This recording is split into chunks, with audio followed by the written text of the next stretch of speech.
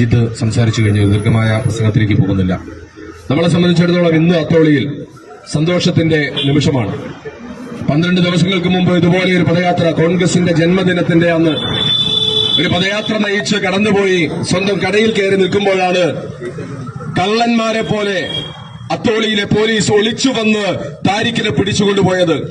അമ്മയ്ക്ക് കഞ്ഞിയെടുക്കാൻ പോയപ്പോഴാണ് ലിനീഷിന്റെ പിറകെ കൂടിയത്. അന്ന് ലിനീഷ് അന്തസ്സായി പറഞ്ഞൊരു വാക്കുണ്ട്, നിങ്ങൾ വിളിച്ചെടുത്ത് വരാൻ ഞങ്ങൾ തയ്യാറാണ്.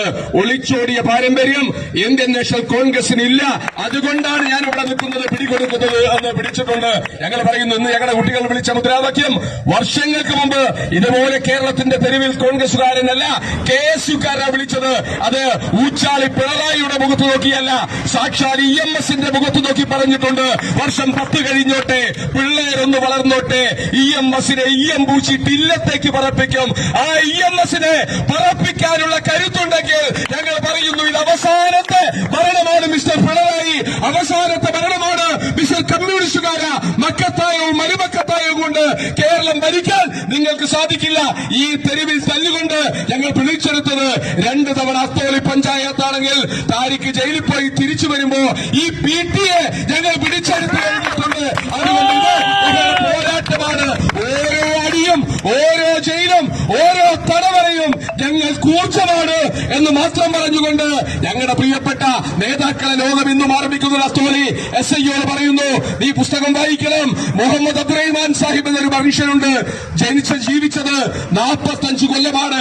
അതിന് 8 കൊല്ലം അദ്ദേഹം ജയിലിലായിരുന്നു. 45ാമത്തെ വയസ്സിൽ കോഴിക്കോട്ട് മരിച്ചു വീണ അബ്ദുറഹ്മാൻ സാഹിബിനെ ഞങ്ങൾ ഇന്നും ഓർക്കുന്നുണ്ട്.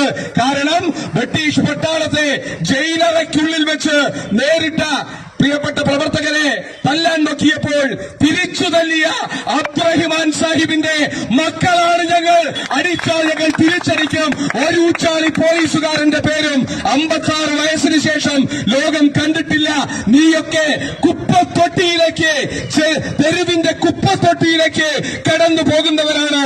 അതിനു മുമ്പ് പ്രിയപ്പെട്ട ലിനീഷ്, നിന്റെ മനസ്സിൽ കുറിച്ചു വെച്ച ആ പ്രതിഷേധം അത് ഞങ്ങൾ നടപ്പിലാക്കും എന്ന് മാത്രം പറഞ്ഞുകൊണ്ട് അഭിവാദ്യം അർപ്പിക്കുന്നു. ജയ് ഹിന്ദ്, ജയ് നാഷണൽ കോൺഗ്രസ്.